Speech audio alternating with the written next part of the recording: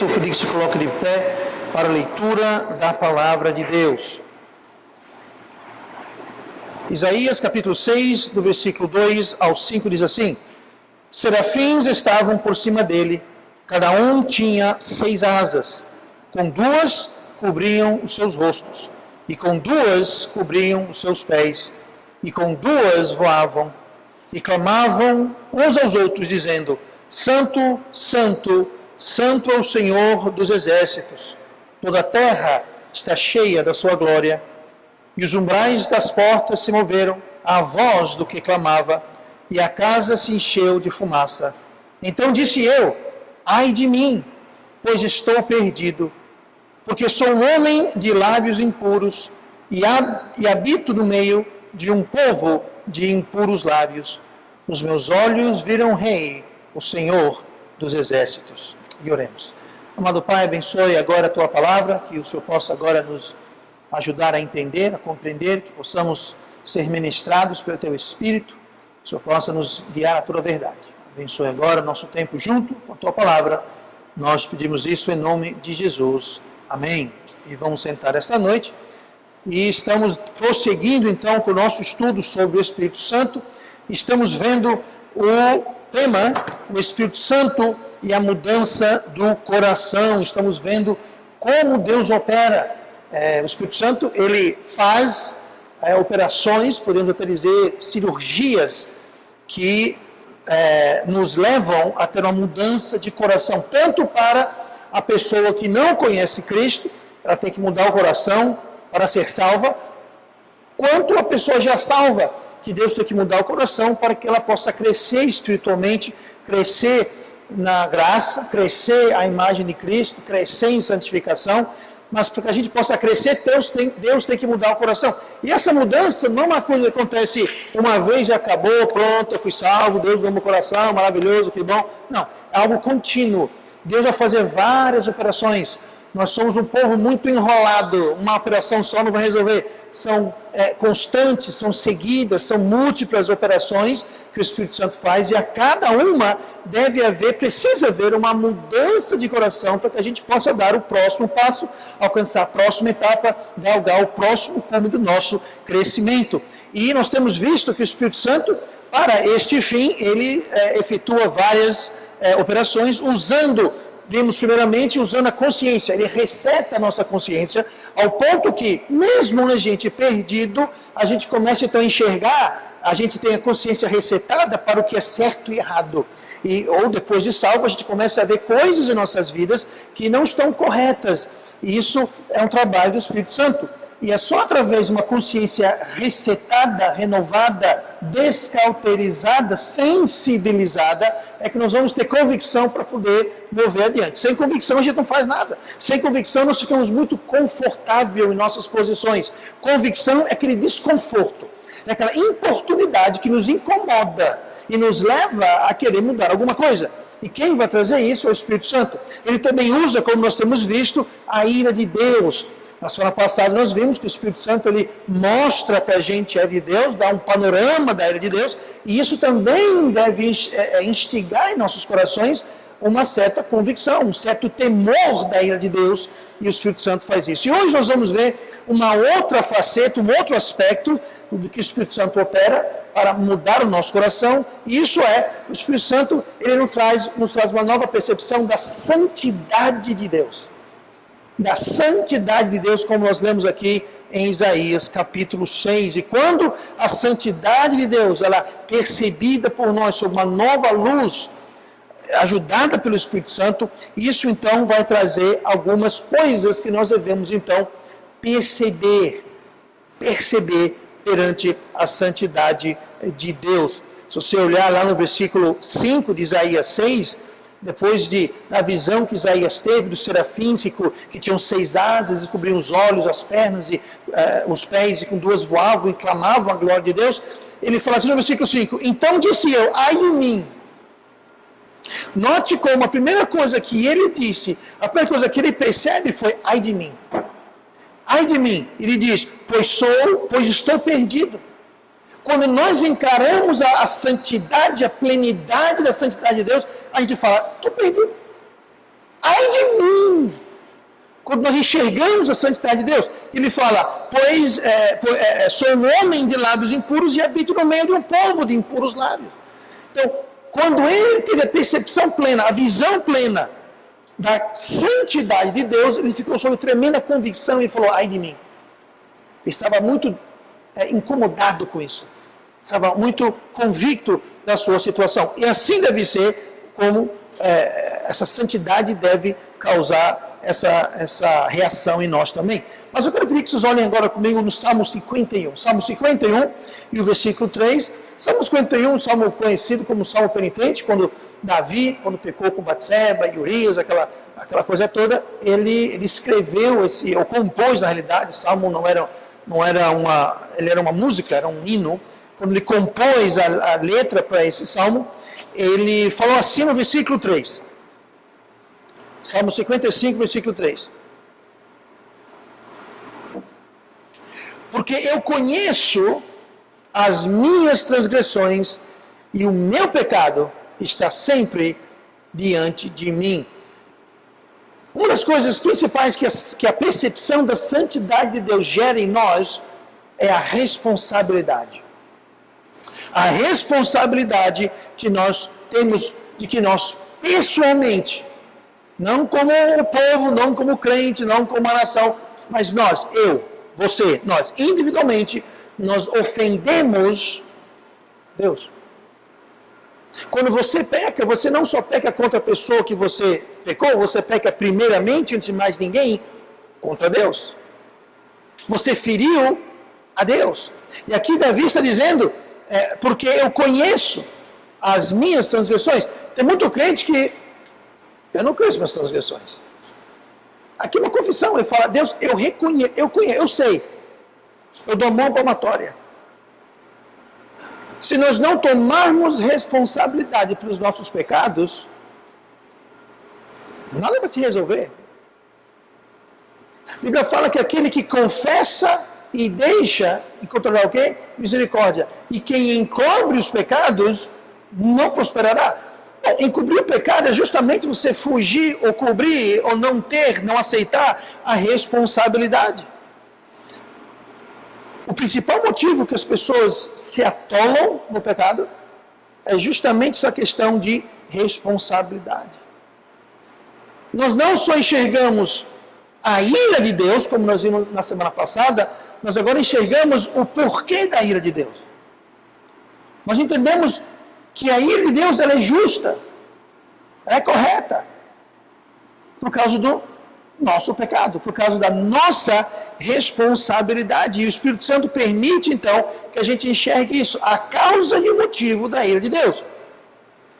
Que nós pecamos, primeiramente, contra Deus, e o que fazemos é completamente inaceitável perante Deus, e a ira de Deus é perfeitamente justificável, e nós aceitamos isso. Então, sem que haja uma aceitação da responsabilidade, não haverá o quê? Culpa. Que é a próxima coisa que o Espírito Santo nos traz. Primeiramente, perante a santidade de Deus, ele vem nos impressionar com a nossa responsabilidade. E uma vez que nós aceitamos essa responsabilidade, como Davi fez, a segunda coisa que o Espírito Santo nos leva a ter perante a santidade de Deus é culpa.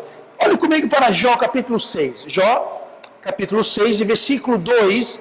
Eu vou ler aí, se você encontrou bom, senão só acompanhe enquanto eu leio. Jó capítulo 6, versículo 2, diz assim: ó, se a minha mágoa retamente se pesasse, e a minha miséria juntamente se pusesse na balança, porque na verdade mais pesada seria do que a areia dos mares. Por isso é que as minhas palavras têm sido engolidas.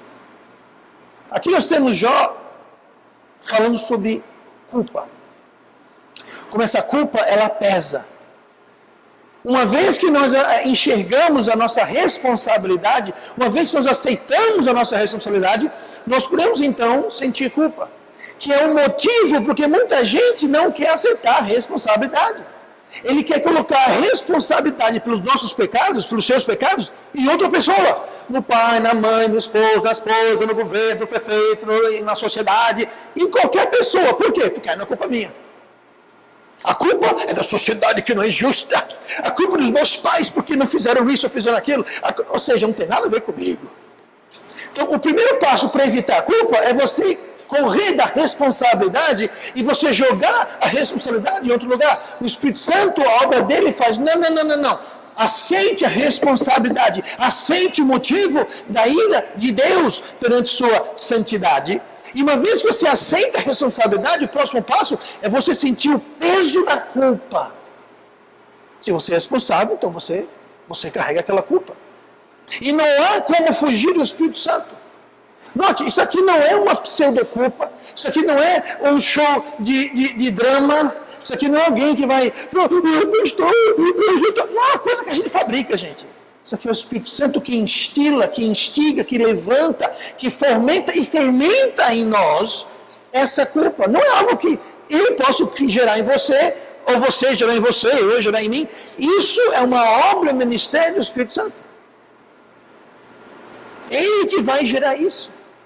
É um sentimento universal que todos já ouviram falar, poeticamente, literalmente ou pessoalmente, que quando alguém reconhece, confessa e se acerta com Deus, é como se, é descrito como uma sensação, como se um peso foi tirado das minhas costas.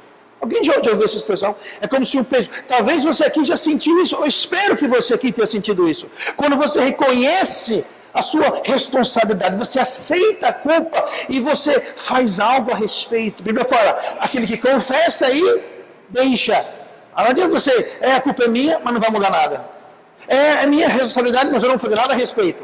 Não vai resolver nada. Mas se você confessa e deixa, se você se acerta com Deus, você se acerta com quem você ofendeu, primeiramente Deus, e depois, segundo plano, a pessoa secundária que você fez alguma coisa contra, pecou contra. Mas uma vez que você tratou daquele problema, uma vez que você fez o que é correto, é como se um peso. Jó falou assim, se fosse a mágoa que ele sentia fosse pesada, se a miséria dele fosse colocada na balança, seria como a areia do mar, pesaria como a areia do mar. É interessante, a areia já é pesada. Você pega um saco de areia, é pesado. Agora você pega um saco de areia molhado, é mais pesado ainda. Jó está dizendo, é como se um saco com toda a areia do mar tivesse tirado das minhas costas. Essa sensação de alívio. Agora, só tem um alívio quem tem a culpa. E só tem a culpa instigada, trazida, causada pelo Espírito Santo, quem aceita a responsabilidade.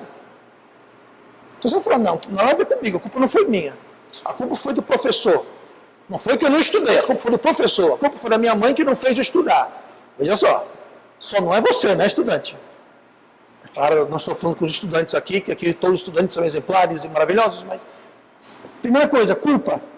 Segunda coisa, primeira coisa é responsabilidade. A segunda coisa, a culpa. E a responsabilidade, a realidade, não é o pecado que está pesando. Muita gente, eles vivem, estão em alguma forma de pecado, digamos assim, tá? Tem algum pecado na vida deles, e aquilo, eu espero, esteja pesando. Tá? Se não está pesando, a coisa é mais séria. Mas aquele pecado pesa, você fala, já sei o que é. É o pecado. É o pecado que está me pesando, o pecado está me abafando, o pecado está me deixando com a consciência. Não é o pecado. O pecado não faz isso. Sabe o que é isso? É o Espírito Santo. Por isso que é importante nós reconhecermos a voz, reconhecermos a operação. Por isso que estamos tendo esse estudo. Reconhecer a ação do Espírito Santo, para a gente não confundir as coisas. Tem muita gente que pensa que o peso é o pecado. Não é o pecado. Não é o pecado, é a culpa. E aquela culpa é porque o Espírito Santo está trazendo, porque em algum lugar, em algum momento, você está conscientemente ou não, você está aceitando a responsabilidade. E como você está aceitando a responsabilidade, então você está sentindo culpa que foi trazida pelo Espírito Santo, justamente para incomodar você e eu, para a gente fazer alguma coisa a respeito. Agora, se você pensa que é o pecado, o máximo que vai acontecer é que você vai deixar de pecar. Mas pastor, isso é maravilhoso? É, mas o pecado cria uma ferida. Se a ferida não for tratada, ela não melhora. Eu dou um exemplo. Temos aqui enfermeiras e médicos e pessoas altamente qualificadas, mas digamos que você está usando um sapato. Vocês, irmãs, gostam de comprar sapato, né? Aí você compra um sapato que é lindo, maravilhoso, só que está na promoção e não era o seu tamanho, era 2 tamanhos menores, mas tudo bem, serve, ele entrou. Aí você anda. Aí aquele sapato 2 tamanhos menores que o seu, o precinho estava bom demais para existir, está causando uma lesão no seu pé. Aí você chega em casa, tira o sapato, sai um bife junto com o sapato. Aí no outro dia você faz o quê? No outro dia você vai lá e você mete o sapato de novo. Aquilo te incomoda. Chega uma hora que você deixa usar aquele sapato. Não tem mais condições. Eu vou usar um sapato normal.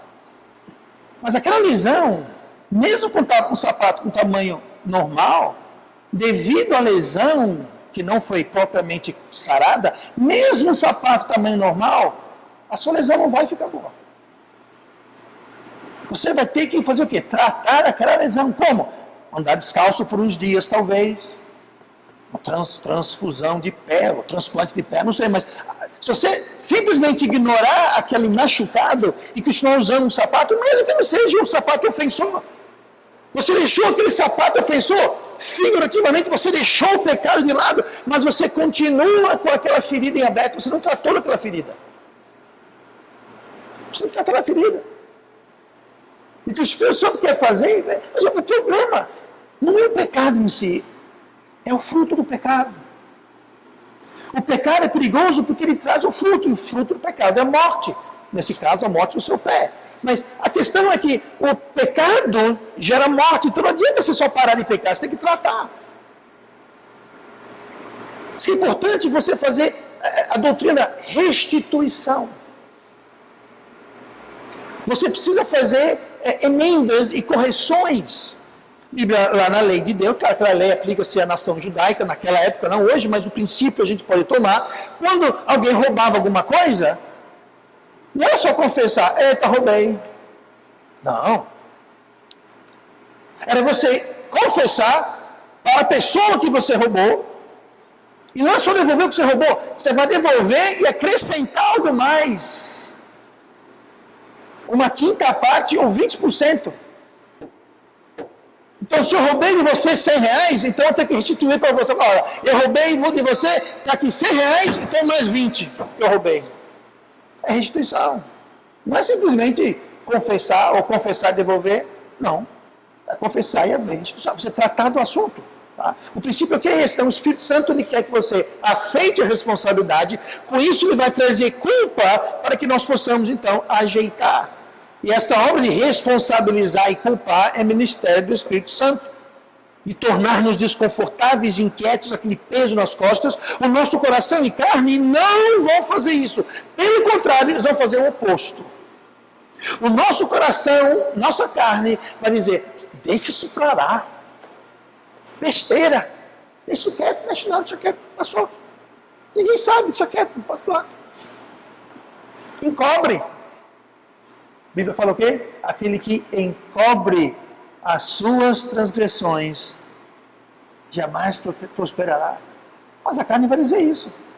Justifique. Coloque a culpa em outro. Menospreze, ignore, deixa para lá. Encubra. Quem encobre nunca prosperará em nada. Porque prosperar é o oposto de vida. Vida é o oposto de morte. Prosperar é vida. Morrer é não prosperar. Eu não estou falando aqui prosperar financeiramente. Prosperar em tudo. Prosperar na sua vida, na sua família, no seu lar, no seu crescimento espiritual, ou seja, em tudo. Tá? Prosperar não se escreve com esse cifrão. Tá? prosperar, sendo uma questão de vida. Então, o Espírito Santo lhe traz a responsabilidade perante a santidade de Deus, então ele gera culpa. E a outra coisa que o Espírito Santo traz para nós, olhe para Jó capítulo 6, a gente leu Jó 6, 2 e 3, vamos ler Jó 6, e o versículo seguinte, versículo 4, que é que o Espírito Santo, uma vez que ele traz a responsabilidade, uma vez que ele traz a culpa, ele impressiona em nosso coração algo mais que o pecado faz, e com a santidade de Deus nos demonstra o vazio. O vazio do pecado. Olha Jó 6 e 4. Porque as flechas do Todo-Poderoso estão em mim, cujo ardente veneno suga o meu espírito, os terrores de Deus se armam contra mim. O Espírito Santo lhe traz a percepção da realidade do vazio que o pecado causa e traz às nossas vidas. A imagem aqui mental do versículo 4 de Jó 6 é Deus está nos caçando, nos perseguindo. Ele fala aqui, as flechas do Todo-Poderoso estão em mim. Então Deus, você está fugindo de Deus, por quê? Não está assumindo responsabilidade, não está tendo culpa pelo que deve ser da sua culpa. Então Deus está perseguindo, o Espírito Santo está perseguindo você, lançando flechas. E o resultado é que, cujo ardente veneno suga o meu espírito. O que é sugar? Está tirando. Quando você suga alguma coisa, vou dar um exemplo, se eu pegar um copo de milkshake e colocar um canudinho e eu sugar, misteriosamente, de forma mágica, o copo vai esvaziar. É a mesma coisa, o nosso espírito fica vazio, porque a força foi sugada. O copo que estava cheio agora está vazio. O nosso espírito que estava cheio, que estava transbordante com alegria, estava transbordante com gozo, estava transbordante com as coisas de Deus, o pecado ele vai sugar. A flecha vai acertar e vai vazar, vai tirar, vai deixar o vazio. E outra coisa, a flecha de Deus sempre acerta. Ele nunca erra. Então nós não temos paz, não temos alegria, não temos satisfação, contentamento. Nós estamos constantemente sendo alfinetados e perfurados com as flechas de Deus. E como resultado, o nosso espírito é sugado e se torna vazio. O crente em pecado não tem como ter paz, alegria, gozo, etc. Nós já falamos isso. Por quê? Por causa disso aqui. Ó. Porque Deus vai lançar suas flechas. Quando nós estamos rebeldes, desobedientes, não aceitando a responsabilidade ou culpa pelos nossos pecados, cabe ao Espírito Santo nos colocar numa situação, uma posição que nós vamos aceitar. Como ele faz isso? Nos incomodando. Como? Nos secando, nos sugando. Como? Jogando flechas, figurativamente falando. Já o perdido, ele sente o vazio, mas o crente também sente o vazio. E esse vazio é causado pelo Espírito Santo. A ausência desse vazio perante o pecado é resultado da ausência do Espírito Santo trabalhando na vida daquela pessoa, querendo trazer mudança. Então veja bem, o crente que está em pecado e não está com vazio, tem algo muito sério de errado. Porque indica então que o Espírito Santo, que Deus não está jogando as flechas. Deus não está açoitando. E a Bíblia fala lá em Hebreus, que lemos aqui em Jó, em outros lugares também, que Deus não deixa o seu filho, a sua filha, em paz no pecado. Ele açoita todo aquele que recebe como filho. Se Deus está disciplinando, Ele está fazendo o trabalho de pai junto ao filho desobediente. E aí Hebreus fala que na hora da disciplina não é agradável, mas vai trazer um fruto de justiça posteriormente.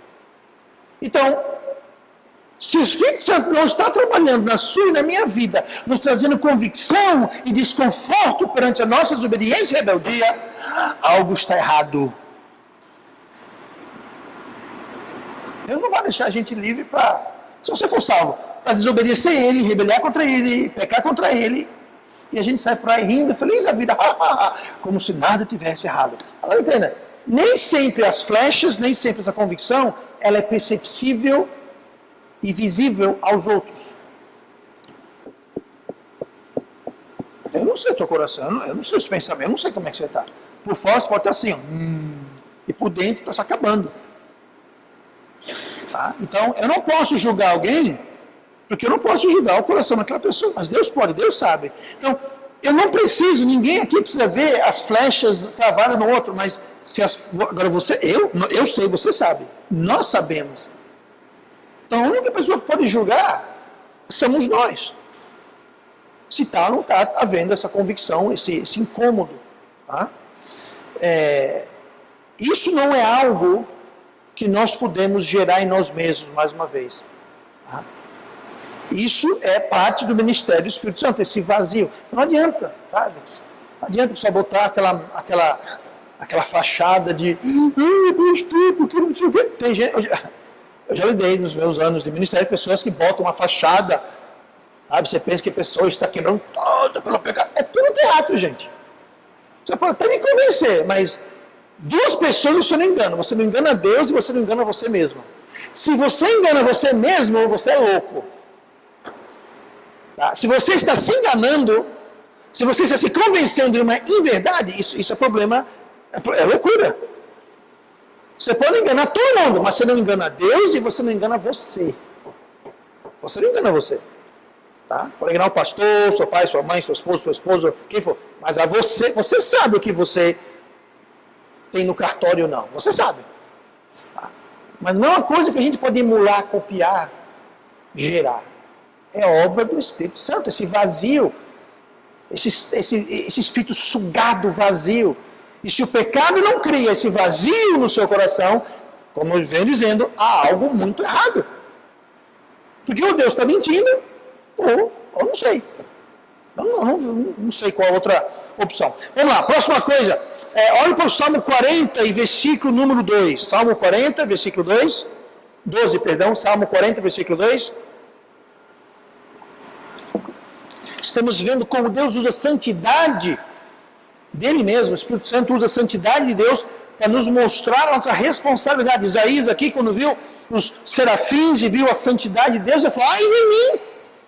Ai de mim, que eu sou um homem impuro, de lábios impuros, moro no meio do povo impuro, e termina assim, os meus olhos viram o rei. Eu vi o rei, eu vi a glória, eu estou perdido. Porque eu sou impuro. Ele aceitou a responsabilidade, ele sentiu a culpa. Próxima coisa que o Espírito Santo faz, ele nos faz perceber a multidão dos nossos pecados. Salmo 40, versículo 12 fala assim, porque males sem número me têm rodeado, as minhas iniquidades me prenderam, de modo que não posso olhar para cima, são mais numerosas do que os cabelos da minha cabeça, assim desfalece o meu coração. Aqui o salmista está dizendo como ele está tendo uma percepção de que ele está afundando nos seus próprios pecados. Não é que ele fala aqui? Porque males sem número me têm rodeado, as minhas iniquidades me prenderam, de modo que não posso olhar para cima. Ou seja, ele olha para cima e não consegue enxergar. Por quê? Porque ele está como se fosse afundando nas suas iniquidades. E o Espírito Santo ele faz a gente enxergar justamente a multidão dos nossos pecados. Quando a gente fala ou faz algo que não deveríamos, o Espírito Santo vem e nos mostra que aquilo é errado. É o pecado de comissão. Quando nós fazemos alguma coisa, ele vem, ele acusa, ele aponta, ele mostra. Aí, outra ocasião, talvez nós não fazemos, ou não dizemos nada, o Espírito Santo vem e fala, mas deveria ter feito. Pecado de omissão. Deveria ter falado. Sabe o que é isso? O Espírito Santo quer nos mostrar. A Bíblia fala sobre os pecados ocultos. Tá? Não quero entrar em muito detalhe quanto a isso, mas pecado oculto não é o pecado que eu peco escondido de todo mundo. Não é isso que quer dizer o pecado oculto. Tá? Pecado oculto é aquele pecado que eu não enxergo. Que eu não sei. Então assim, pastor. Eu vou dar um exemplo aqui. Eu estou andando aqui, aí sem querer, eu pego e piso no pé de alguém. Só que eu não percebi, passei direto. A pessoa está mancando faz um mês lá que eu quebrei o pé dele. Eu não percebi. É um pecado oculto. Pastor, todos os meus pecados são ocultos. Não vem com essa não. Existem os pecados que não são ocultos, ela tem um pecado oculto, aquele pecado que a gente não percebe. Talvez nós não chegamos num ponto do crescimento cristão que aquilo nos incomoda, mas eu vou dizer uma coisa, ao passo que você cresce espiritualmente, várias coisas vão ficando claras, inclusive coisas que você, algum tempo atrás, não achava errado, você começa a perceber que aquilo tem algo de errado.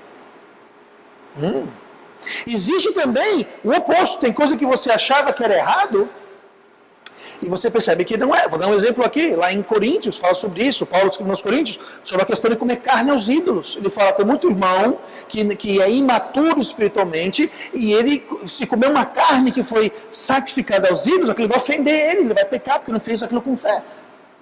Irmãos o quê? Imaturos. Paulo era maduro e falou, eu oro, agradeço a Deus e boto no prato que eu como. Agora, se você acha que é errado, então não faça, porque se você comer achando que é errado, então para você que fez aquilo sem fé, é pecado. Mas não é pecado em si, agora entenda, não quer dizer que eu decido o que é certo ou errado. Existem coisas na Bíblia que são claramente, indiscutivelmente errado, está lá escrito claramente, não tem para onde correr. Tá? Isso não é o tipo de coisa que você, que eu acho que não é para você decidir. Mas existem coisas, não são muitas, mas existem algumas coisas que você talvez antes achava que era errado, e com o seu crescimento espiritual você percebeu que não, de repente aquilo não é errado. Você achava que era. Mas enquanto você achava que era errado, aquilo era pecado se você fizesse. Tá? Como eu disse, só para ressalvar, para ninguém sair daqui com conclusão maluca que disse o que eu disse que eu não disse. As coisas que estão claramente definidas na palavra de Deus não se discute. Não interessa o que você acha, o que eu acho.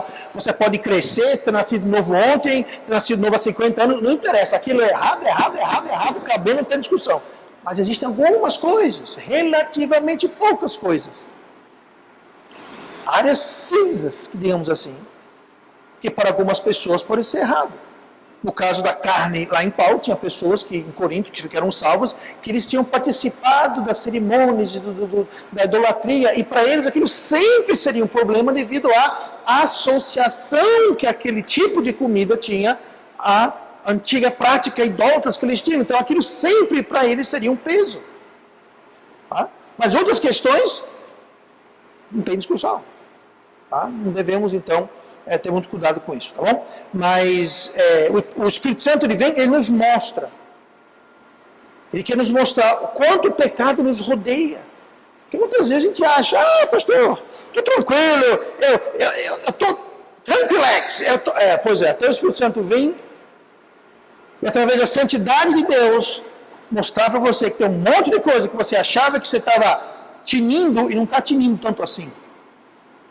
Ele vem mostrar para a gente a multidão dos nossos pecados. E isso aqui ele acaba rapidinho com orgulho. E com a prepotência. Tem muito crente que anda por aí. Já vê essa pessoa, eu ouço muito isso evangelizando. Muita gente que não é salvo fala, esses crentes são todos uns orgulhosos, uns prepotentes. Realmente, os caras acham assim, eu sou crente, você não é, você é um pecador, você não presta. Eu não, eu sou o cara. Tá certo, tá pensando. Está precisando do Espírito Santo, quando você abrir um pouquinho sua mente e seu coração, você enxergar a santidade de Deus para perceber que você não está tinindo coisa nenhuma. Você está rodeado, afundando em pecado, e é pela misericórdia de Deus e pela graça de Deus que você não é consumido. Tá? Então, perece rapidinho o orgulho e a prepotência. Última coisa hoje, olha comigo Jeremias 32, vamos ver a última coisa hoje, que é a rebelião que o pecado. A rebelião que é o pecado. Eu falei que a última coisa, eu menti, a penúltima coisa. Jeremias 32, 33. E viraram-me as costas, e não o rosto. Ainda que eu os ensinava, madrugando e ensinando-os, contudo eles não deram ouvidos para receberem o ensino. Próxima coisa que a santidade de Deus nos mostra é a rebelião que é o pecado. A rebelião que é o pecado. Jeremias aqui está descrevendo a atitude do pecado. Quando alguém está pecando, veja bem, voluntariamente, obstinadamente, conscientemente, deliberadamente, é como se ele estivesse dando as costas para Deus. Ele fala aqui, viraram minhas costas e não o rosto. É literalmente a pessoa fala assim, sabe uma coisa, Deus? Não interessa o que você acha, o que você fala, eu vou fazer isso. Eu vou fazer. Talvez tenta justificar, explicar, mas eu vou fazer. Mas a Bíblia fala, não interessa o que a Bíblia fala, o que Deus diz, eu vou fazer. Sabe o que é isso? É a rebelião do pecado. É dar as costas para Deus. É total desrespeito à palavra de Deus. Essas pessoas cansaram de ouvir o que Deus tem a dizer. Não é que eles não sabem, eles sabem. Não é pecado de ignorância, não é pecado oculto. Eles sabem. Agora, justificam, ou talvez nem justificam. Estou dizendo, vou e pronto, que não gostar que se exploda. Essa atitude é a rebelião do pecado. Eu vou fazer isso porque eu vou fazer isso, não interessa ser errado, eu não quero saber a consequência, eu não quero saber do preço, eu não quero saber o que eu vou ter que pagar, eu vou fazer, ninguém vai mudar a minha cabeça, eu vou. Não faça. O Espírito Santo quer mostrar para você e eu a rebelião do pecado na esperança que a gente não faça, na esperança de nos poupar as consequências. Porque o pecado gera morte. E Deus nos ama e quer nos poupar a morte, quer nos poupar o sofrimento, quer nos poupar o salário do pecado. Deus não quer estragar o seu piquenique e jogar areia na sua farofa. Não, gente, Deus quer nos poupar. Deus quer nos abençoar. Deus quer nos exaltar. Agora, quando a gente é rebelde, lá em Samuel a Bíblia fala que a rebeldia é o pecado pior do que a feitiçaria. Sabe para quem Samuel falou isso? O rei Saul, que deliberadamente, obstinadamente, voluntariamente desobedeceu a Deus. Deus falou, vá lá, mata todo mundo e destrua tudo. Ele não matou o rei, poupou um monte de coisa, e ainda foi e fez o sacrifício que cabia a Samuel fazer. Ele falou, eu sou rei, eu mesmo fazer isso aqui. Samuel veio, deu um puxão de orelha, é pouco. Falou, o reino foi rasgado das tuas mãos. Porque o pecado da rebelião é pior do que feitiçaria. E o pecado nada mais é do que rebelião. O que é pior do que feitiçaria? O que você diria se eu dissesse, tá vendo a irmã Camila, sabe uma coisa? Ela é uma pajé, ela veio lá do Amazonas, ela é pajé, ela é feiticeira, ela faz feitiços, que absurdo, a irmã Camila, pois é, não é terrível? Não é algo repugnante? Pois é, o pecado também é pior. É que a gente compartimentaliza as coisas. A gente dá uma nova luz às coisas. Mas Deus fala, rebelião é pior do que feitiçaria. Tá? Então está tudo perdoado, Camila. Vamos certo aí. Tá? Só não jogue nada contra mim, tá? Mas o resto aí fica à vontade. Tá bom? Então, por menor ou maior que seja o pecado, a atitude é a mesma. É rebelião e desprezo contra Deus. E quando a gente percebe a santidade de Deus, essa rebelião vem à tona. Como Isaías falou, ai de mim, eu sou um homem de lábios impuros, eu vi o rei dos reis, eu vi a glória de Deus. Ai de mim, acabou, estou perdido. Pois é. Agora sim, a última coisa. Abram para Isaías capítulo 66, rapidinho. Isaías 64, versículo 6.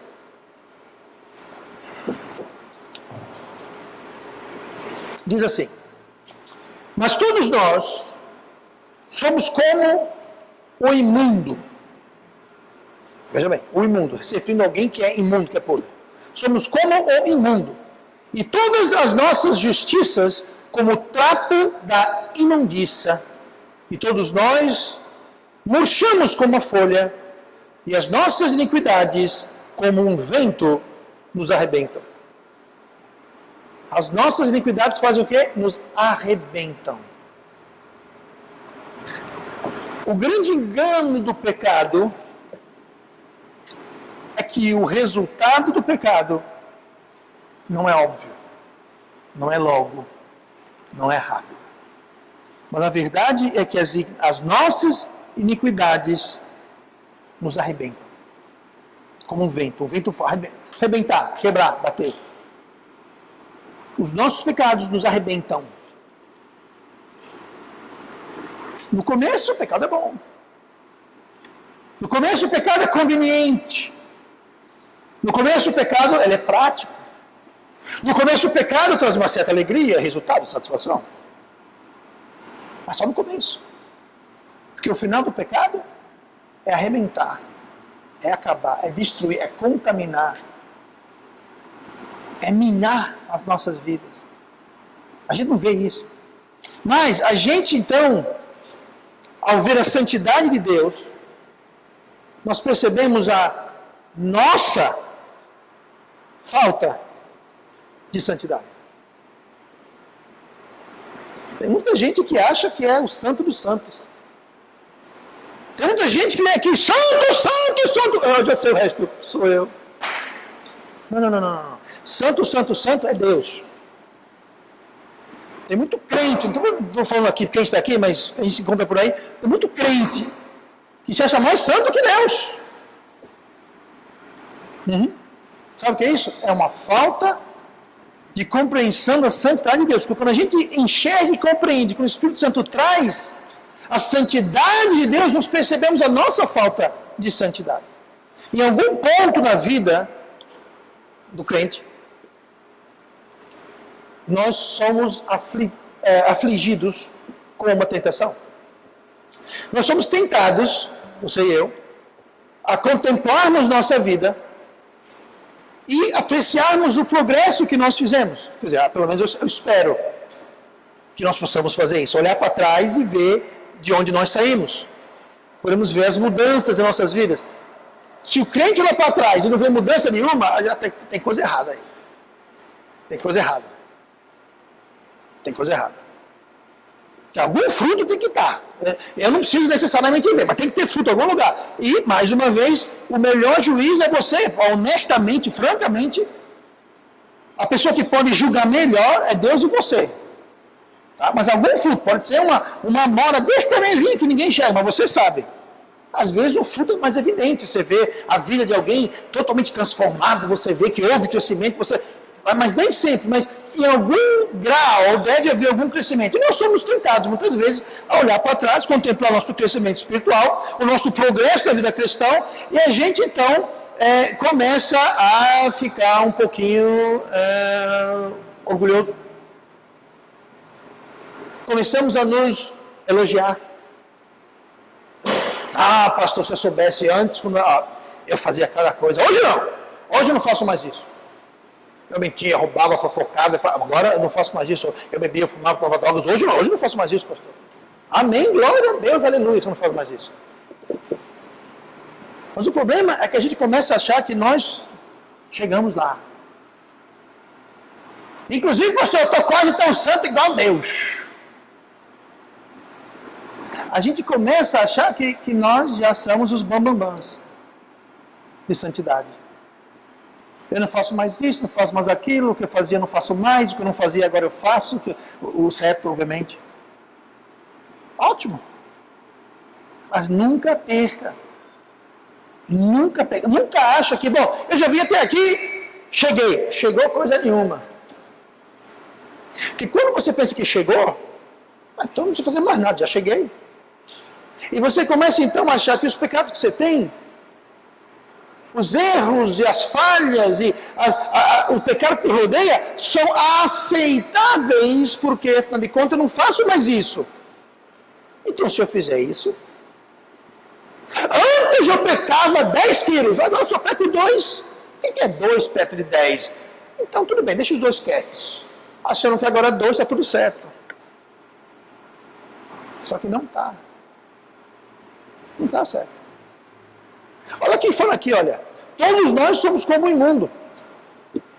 Mas continua. Todas as nossas justiças são como trapo de imundícia. Veja só. Aqui não está dizendo todos os nossos pecados. Todas as nossas justiças. Tudo aquilo que a gente faz de certo, de justo, de bom, de correto. Ou seja, todas aquelas coisas que nós deixamos de fazer e não fazemos mais. Toda essa justiça é como trapo de imundícia. Trapo de imundícia é um termo usado para descrever um pano naquela época que era usado para tudo que fosse de imundo. limpar a ferida.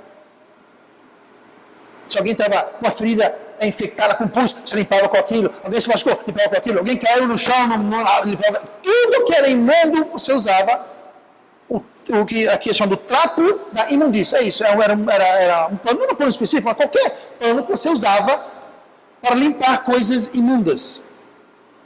E depois aquele pano geralmente era descartado, jogado fora, que ninguém queria nem chegar perto. Pastor, o pecado é terrível. Ele não está falando do pecado, gente. As nossas justiças são como o trapo de imundícia. Então, antes de você olhar para trás e se gloriar e se elogiar do que você não faz mais, lembre-se, tudo isso é como o trapo de imundícia. Para a gente entender quão longe nós estamos do alvo. Quão longe nós estamos da meta. E digo mais, nessa vida ninguém vai alcançar aquela meta. Ah, pastor, então se não vou alcançar a meta, então deixa para lá, não vou alcançar mesmo. Por isso que o Espírito Santo vem. Ele quer nos impressionar com a santidade de Deus e falar, é lá que você quer chegar. Ele traz a responsabilidade, ele traz a culpa, ele quer nos mostrar a multidão dos nossos pecados, ele quer mostrar a rebelião do nosso pecado, ele quer mostrar a nossa falta de santidade, para quê? Para a gente mudar e alcançar, e continuar. E se alguém está pensando, pastor, se não vou alcançar mesmo, então deixa isso para lá, sabe o que é isso? É uma ausência do ministério e do trabalho do Espírito Santo na vida dela, que é um problema, que o Espírito Santo trabalha. O Espírito Santo não vem, salva e fala, tchau, até o céu. Não. Sabe por que você é selado? Sabe por que ele habita em vós?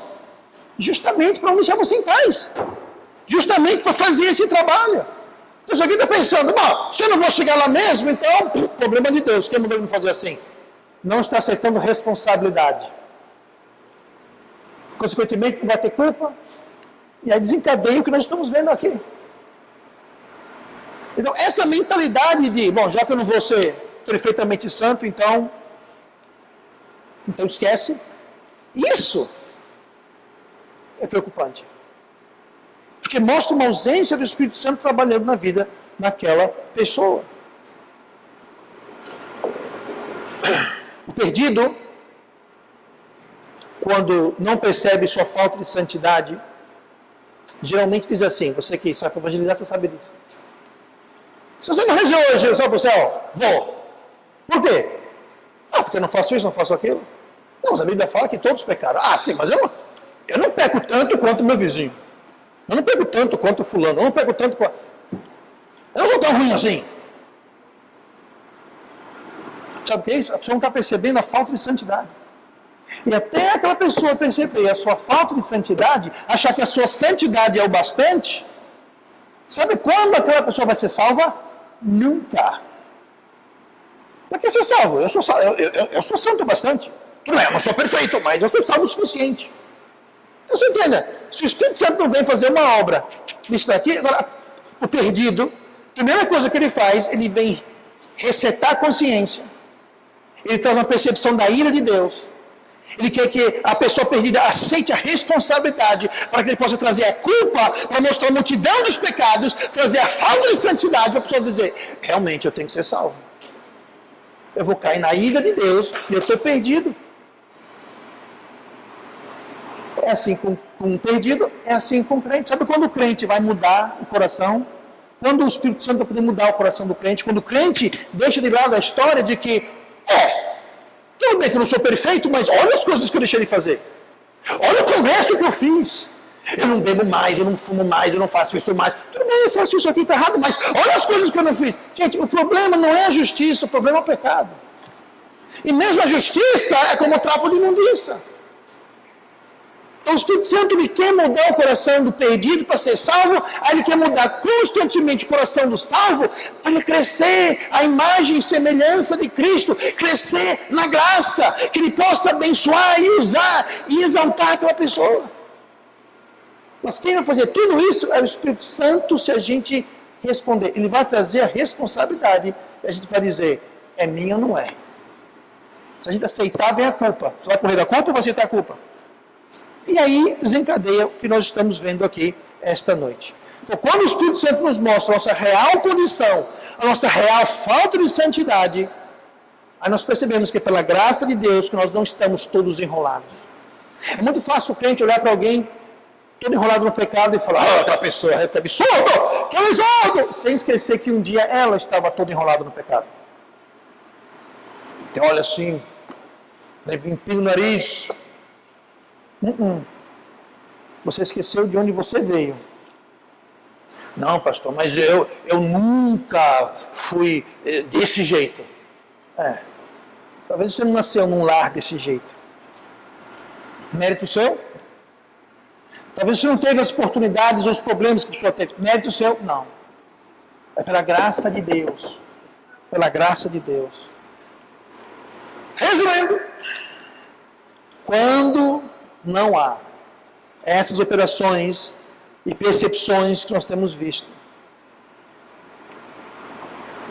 é como se a pessoa não fosse ou tivesse sido salva. Porque a pessoa que não é salva, ela não aceita a responsabilidade do pecado. Ela não sente a culpa pelo seu pecado. Ela não tem percepção dos pecados que a rodeiam. Ela não tem aquele vazio do pecado. Ela não sente a rebelião que é o pecado. Ela não sente a falta de santidade. Gente, eu estou descrevendo aqui alguém perdido.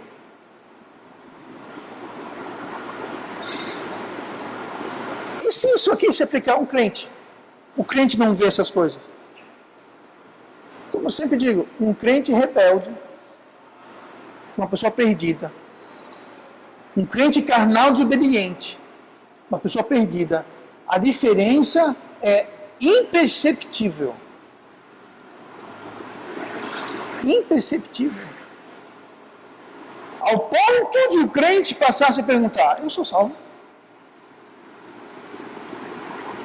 Eu sou salvo, eu sou. E por que isso aqui descreve você exatamente?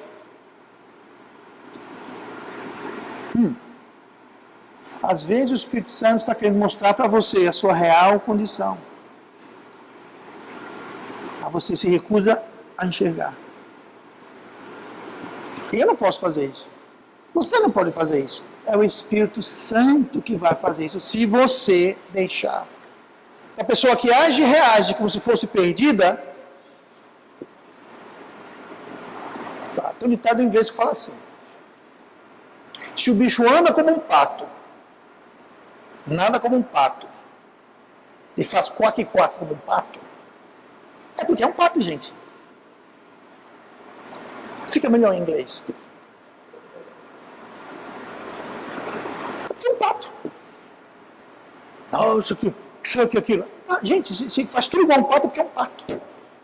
Ou qualquer outro animal que você queira escolher, mas o ditado é pato, fazer o quê?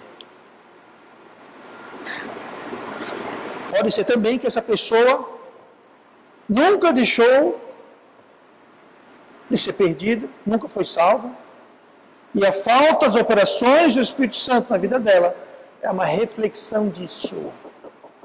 Mas é que está. Você, nós não temos como julgar. Porque tudo que nós vemos aqui, responsabilidade, culpa, percepção disso, daquilo, são coisas que acontecem no interior da pessoa. Então, quem tem que se julgar somos nós. Eu não posso chegar para você e falar, sabe uma coisa, eu não ouso fazer isso. Cada um então se examine. Cada um se examine, tome estoque. E esse é um dos motivos que a gente celebra a Santa Ceia, sabia? Vai tomar estoque, parar, refletir. Refletir. E esse ministério do Espírito Santo leva o perdido a ser salvo e o crente a avançar na vida cristã e crescer na imagem e na graça de Deus. E vamos orar. Amado nosso Deus querido, obrigado pelas operações